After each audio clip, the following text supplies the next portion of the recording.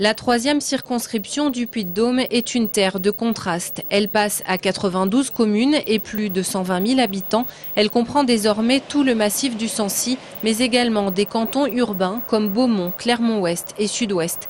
Des cantons largement à gauche qui peuvent mettre en danger le député sortant.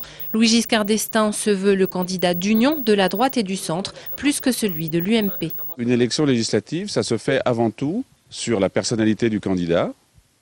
Quand il est député sortant, sur son action, sur l'action qu'il a menée pour sa circonscription, pour les élus avec lesquels il a travaillé.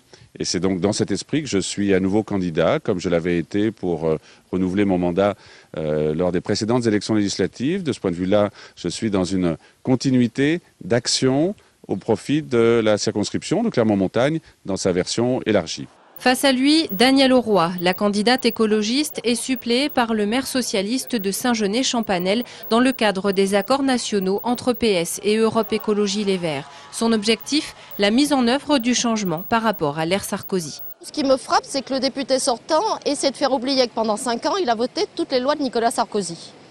Implanté, je ne sais pas. On rencontre dans la montagne des gens qui s'aperçoivent que depuis 10 ans qu'il est député, il n'a jamais rien fait pour, par exemple, qu'ils aient moins de problèmes au niveau rural.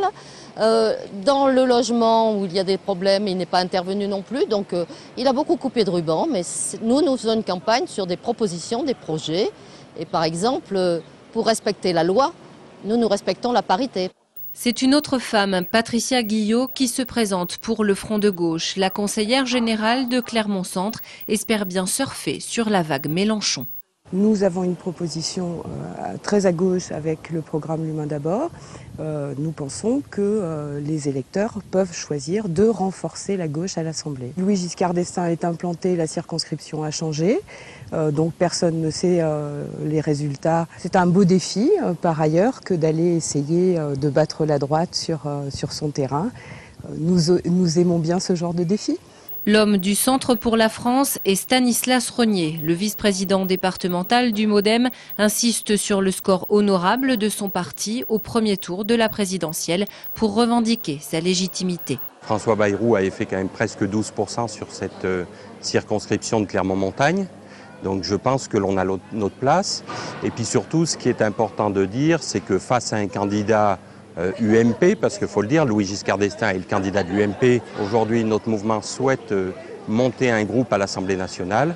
Je crois qu'on a notre place pour pouvoir dire oui dans les projets de loi du gouvernement quand ils sont bénéfiques au pays ou non quand ils nous paraissent dangereux.